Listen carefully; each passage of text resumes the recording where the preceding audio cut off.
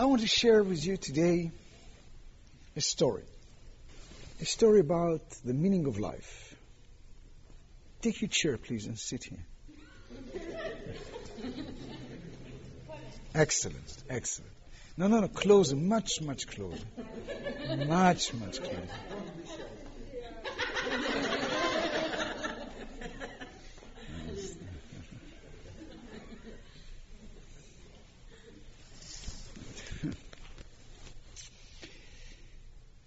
So,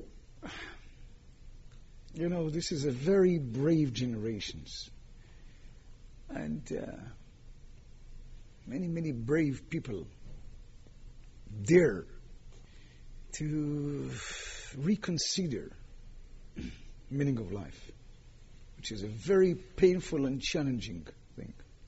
This lecture started by a very interesting curiosity. My friend Tzvi, whom you know by now, he gave a lecture in Ramat HaSharon, and it was a home circle.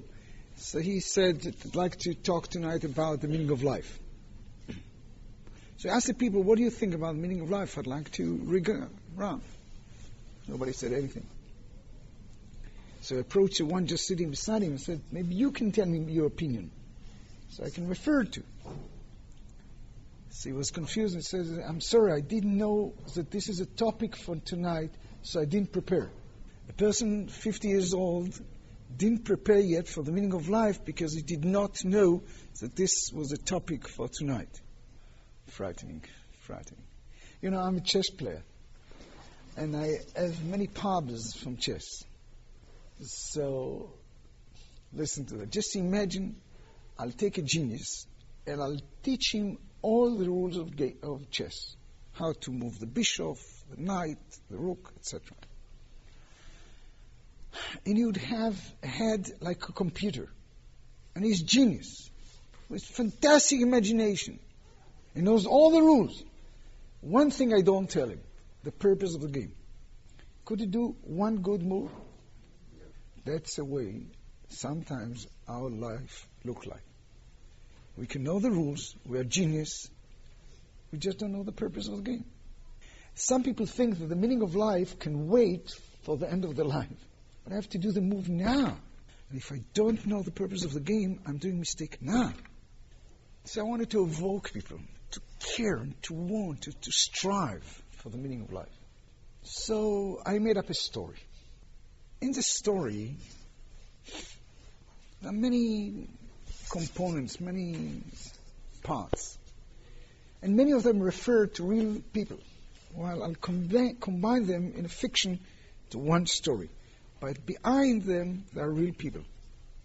One of these people is me. You know that each cook, whenever he directed some movie, he himself appeared in the movie. So I'll appear too in the movie.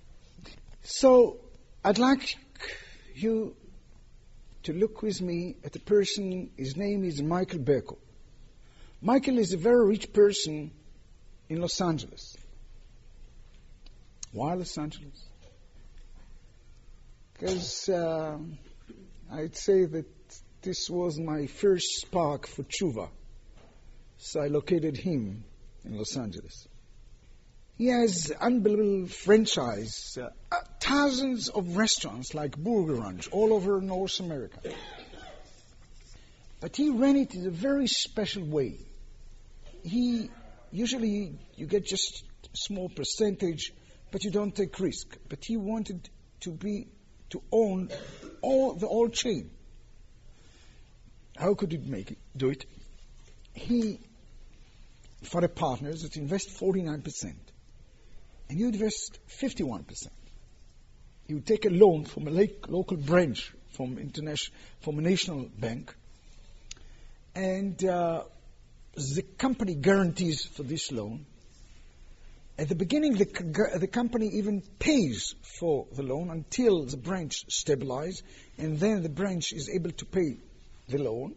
And then, after the profits go up, they can move some of the money to the main company. And this way the profits were so much more, but the risk is so much more. because all the branches owe a lot of money. And if there, in case there is some kind of crisis, recession, whatever it is, the whole system is in trouble. The manager of the bank asked him, why do you do that like that? Why do you take so much risk? Relax, take small percentage with your own risk. He said, look, I've got enough money for the rest of my life. I don't do it just for money. If I make it, I'll be a millionaire. You can't imagine what kind of power I have. Michael was a very good Jew in terms of what you call American Jewry. Once a year on Yom Kippur, he would drive to Shul to donate some money for Israel, whatever it is. That's what he understood about being a Jew. He was a very good Zionist. He would go once a year to Israel for different purposes. He was a good community person, donate to different causes. He was a good husband, good father. He was about 45 years old. And their 2 kids now are in college. And the family really loved to enjoy life. Each one of them had a beautiful car, either Mercedes or a Jaguar or BMW or whatever it is. He would fly with his wife to Canada for ski. He'd go with his son to the mountains with Ellie Davidson. They had a beautiful yacht in the harbor. One day a magazine, family magazine, took a picture of him licking the last drop of a cup of wine. Like that. And the title was, Michael Berko drinks the cup of life until the last drop of it. Now, they had a group of friends. They were seeing each other regularly for years and years and years. From time to time, reading a book together, discussing, watching some DVD movie together, going to a restaurant, regularly. It's a very good set of group of friends together for a long, long time. And all of a sudden, unfortunately, a terrible thing happened. One of this group passed away. It was a young man. There was some operation, very easy operation, but something got wrong in his anesthesia. So there was, inquiry, and they found something really unbelievable. They found out that a new drug, anti-headache drug, came out. And experimentally, first it was distributed in California. And the gimmick of it was that if you take this medicine, you would not have headache for 2 weeks. How comes? Usually the drug decomposes in the blood and can hold an effect for a day or 2. But this drug was accumulated in the brain. It has a special affinity to certain tissues. So even though it decomposed in the blood totally, still it would, after concentrating then, decompose back to the veins in the brain. So it would maintain very low concentration in the brain, which was enough to avoid the headache. And this would last for 2 weeks. But when they did all the intensive tests which are needed to confirm a new drug, nobody could foresee the danger of it under anesthesia.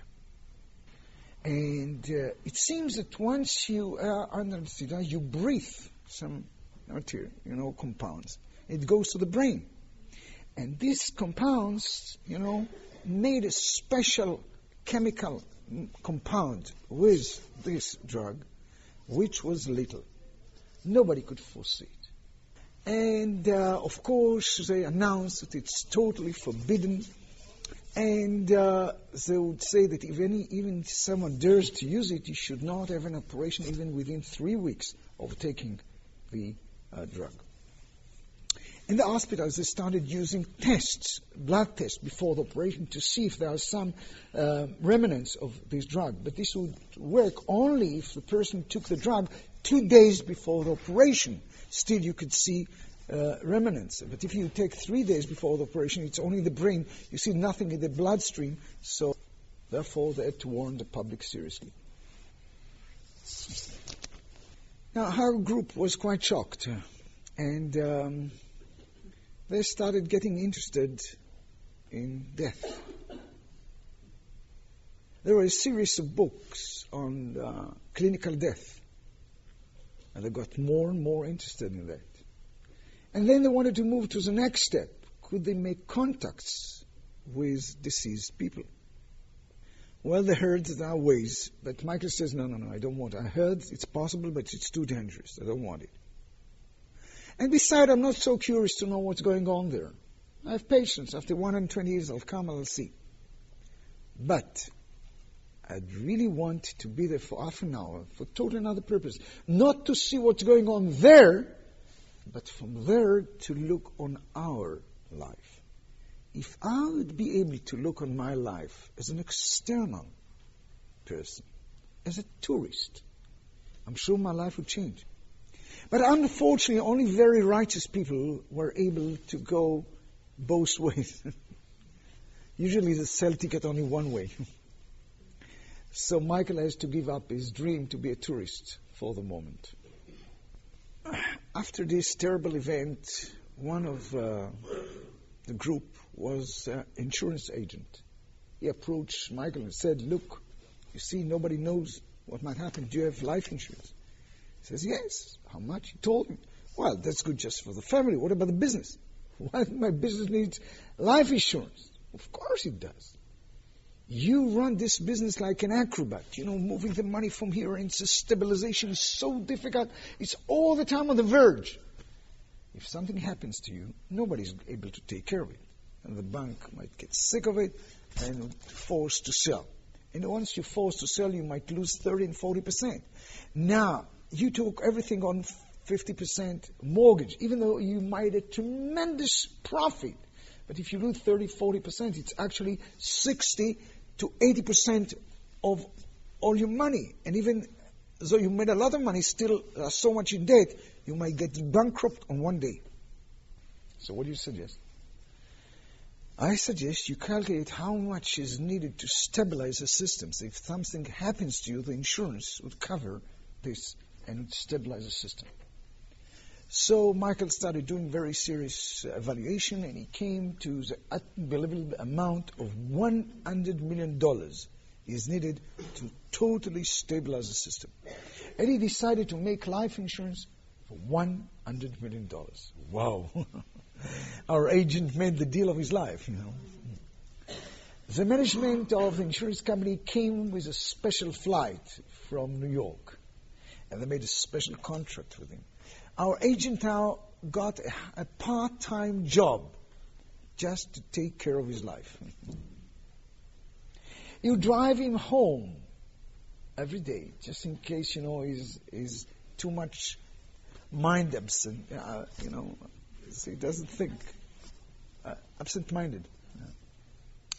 You drive him to work every day. Maybe he was too drunk yesterday. Michael committed himself not to smoke. And he obliged himself to take any test and any medical treatment the company required. This agent would go and play tennis with him twice a week. You'd go for lunch with him every day, even pass the street before him and make sure his food is according to certain regulations. And you'd bring the doctor to his office for a superficial test every week. And you'd take him to the doctor to serious tests every 3 months. It's a serious issue, $100 million. Some things you have to take seriously. And then, now he's safe. He says, now I'm not scared of anything, even of death.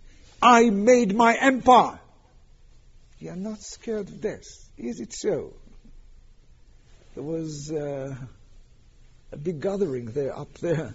This guy is not scared of death. Please take care of him. Okay. So started taking care of him. The prices of real estate started going down sharply. People used to buy houses with 10% down payment.